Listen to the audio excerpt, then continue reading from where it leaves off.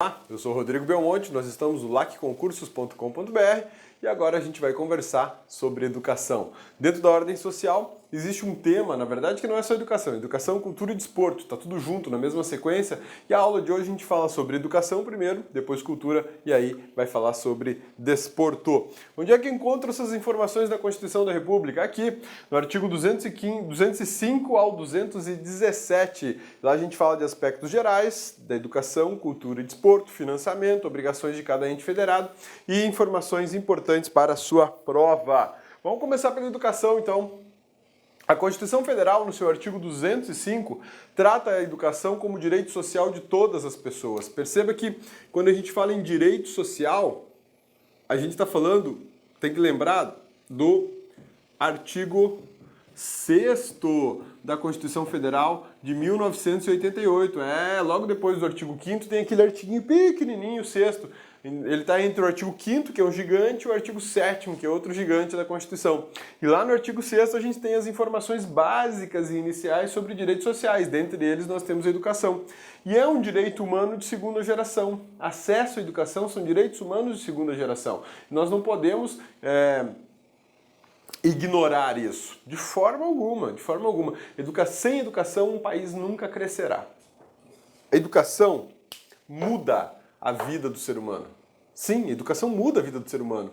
Se a gente não tiver educação nesse país, o Brasil nunca mudará. É um dever do Estado e da família. Disponibilizar serviços de educação é dever estatal. Não é uma opção. Disponibilize se eu quiser. Não. É dever estatal e da família. A família não se isenta da responsabilidade de prestar o serviço de educação, de ofertar o serviço de educação às suas crianças, aos seus adolescentes, aos seus jovens. Sua promoção será feita com incentivo e colaboração da sociedade. Finalidade da educação: pleno desenvolvimento da educação, preparo para o exercício da cidadania e qualificação para o trabalho.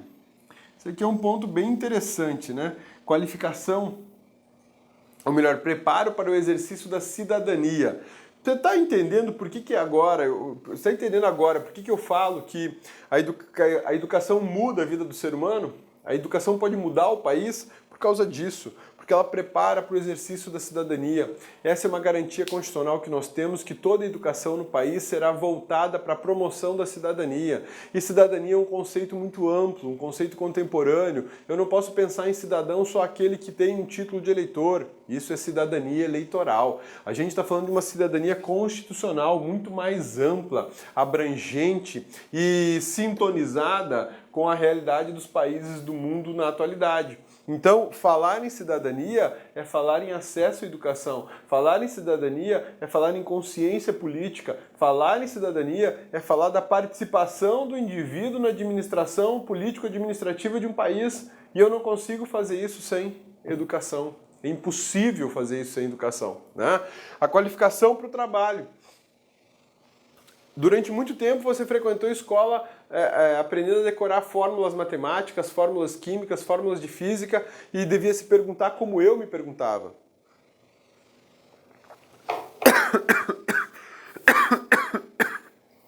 Desculpa aí.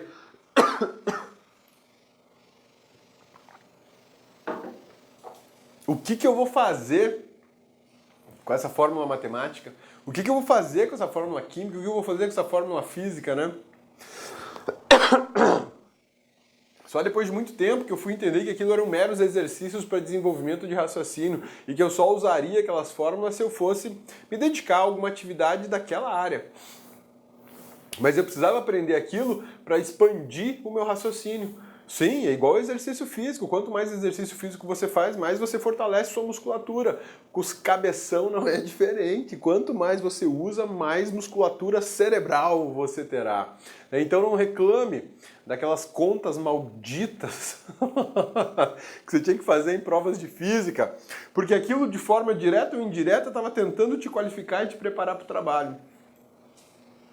Acontece que a educação no Brasil ainda pensa no trabalho de 150 anos atrás, o trabalho hoje mudou.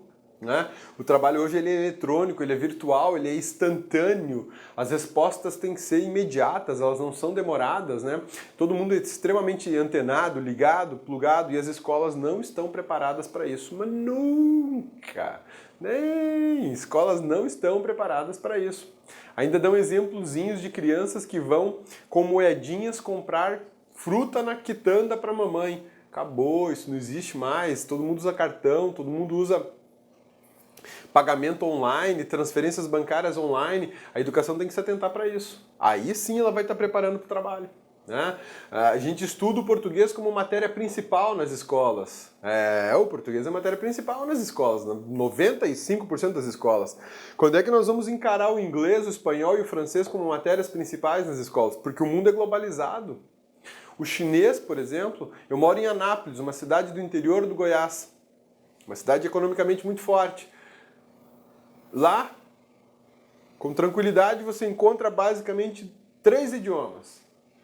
O português, o idioma português, libanês e chinês. O maior distrito industrial do estado de Goiás, se não é o maior, é o segundo maior, está situado em Anápolis. Lá se fala francês, inglês, português e chinês. As escolas não estão preparadas para isso, não dão essa visão, esse foco. Então, por que eu tenho que saber isso, cabeça? Porque a qualificação para o trabalho é uma obrigação do serviço de educação. Eu tenho que fornecer, eu tenho que estender a essas crianças e adolescentes a oportunidade de se aprender mais de um idioma, a oportunidade de se entender como funciona o raciocínio algoritmo do Google, a oportunidade de entender como eu faço pesquisas rápidas por um sistema de computador, pelo telefone, pelo celular, pelo tablet. Como é o comércio eletrônico.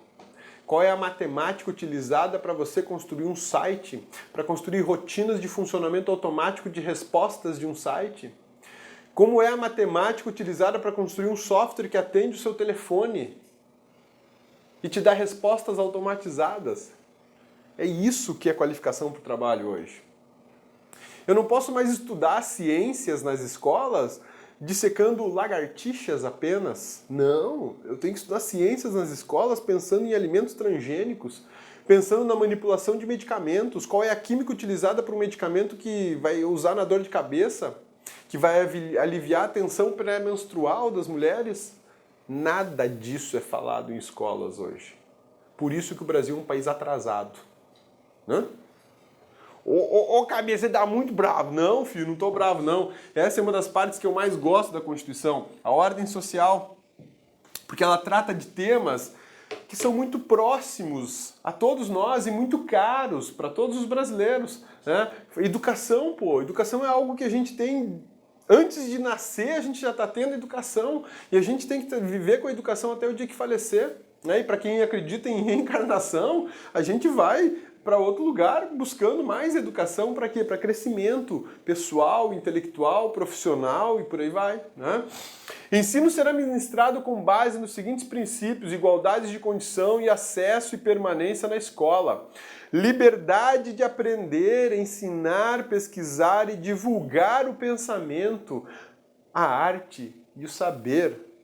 Pluralismo de ideias e de concepções pedagógicas e coexistência de instituições públicas e privadas, gratuidade do ensino público em estabelecimentos oficiais, valorização dos profissionais da educação, garantidos, na forma da lei, planos de carreira com ingresso exclusivamente por concurso público de provas e títulos. Exclusivamente por concurso público de provas e títulos nas redes públicas. Que é isso, gurizada? Posso contratar professor temporário? Não. Posso terceirizar professores por meio de licitação? Não. Por que é que não? Porque eu tenho uma regra constitucional dizendo que a contratação de professores é exclusivamente por concurso público. Olha aqui, ingresso nas carreiras do magistério público exclusivamente por concurso público de provas e títulos aos professores das redes públicas de ensino. Isso é valorização profissional da educação. Eu não posso realizar, é proibido, é vedado constitucionalmente, eu não posso realizar uma espécie de licitação para contratar professores de forma terceirizada. Existe um município de Santa Catarina que está fazendo isso. Isso é inviável, isso é proibido, isso é incorreto. Né? Contratação temporária de professores é só em situações excepcionalíssimas e é por prazo determinado. Esse é um dos pontos mais importantes da minha forma de entender a educação no Brasil. Pluralismo de ideias. Quando a gente fala em pluralismo de ideias, eu acho que as pessoas não têm noção do que significa isso. Pluralismo de ideias é você poder discutir numa escola pública e numa escola privada, homossexualismo, socialismo, comunismo, capitalismo, anarquia, rock and roll, chimbinha e calypso, música clássica, teatro, arte, música indiana, teologia, história da Grécia, Roma, terrorismo. Pluralismo de ideia comporta a discussão do pluriconhecimento. Se eu não oportunizar aos estudantes o estudo científico e imparcial sobre todos esses aspectos do cotidiano universal do mundo, eu não tenho educação. Eu tenho outra coisa, mas não é educação. Não é possível entender que uma escola não possa discutir de forma científica e imparcial a homossexualidade. Mas por que eu preciso discutir isso, cabeça? Por quê? Porque você precisa formar cidadão. Porque você precisa preparar as pessoas para o mercado de trabalho. E o cidadão convive com homossexuais. O mercado de trabalho convive com homossexuais. Eu tenho que despertar o interesse dessas crianças não pelo homossexualismo, mas pelo conhecer o homossexualismo e dar a ela a capacidade de raciocinar cientificamente sobre o que é isso. Dar à criança e ao adolescente a oportunidade de raciocinar sobre o Estado, para que ele serve, porque ele existe, por que eu pago tão caro por ele. Pluralismo de ideias é pluralismo ideológico. Eu não posso entender que a educação no Brasil será só de um partido político, só a ideologia petista, por exemplo. Não, de forma alguma. Eu não posso doutrinar pessoas a serem gays, lésbicas, não posso doutrinar pessoas a serem petistas, PSDBistas ou PMDBistas. Eu não posso doutrinar pessoas a serem terroristas. Ou de extrema direita, xenofóbicos. Não. Eu tenho que oportunizar o estudo de tudo isso com um cunho científico, imparcial, para que nós tenhamos cidadãos plenos que possam participar de forma civilizada da administração política e administrativa de um país. É por isso que a Constituição estabelece que educação deve prever, por exemplo, igualdade de condições para acesso e permanência. Quando eu falo igualdade de condições para acesso e permanência, eu estou dizendo que toda criança e adolescente deveria ter a facilidade que os meus filhos têm de ir à escola. E não é essa a realidade do Brasil. Existem crianças que precisam caminhar 6 quilômetros na terra, na lama, na poeira, para poder chegar na escola, porque não existe transporte coletivo até a escola. Isso é igualdade de acesso? Nunca é e nunca foi. Então, Olá, meus amigos, minhas amigas, sou o professor Luiz Antônio Carvalho e estou aqui para fazer um convite muito especial para vocês. Você que quer continuar assistindo essa videoaula até o final. Essa videoaula que a gente colocou no YouTube é uma aula demonstrativa, é apenas um pequeno pedaço da aula, em torno aí de 20% da videoaula.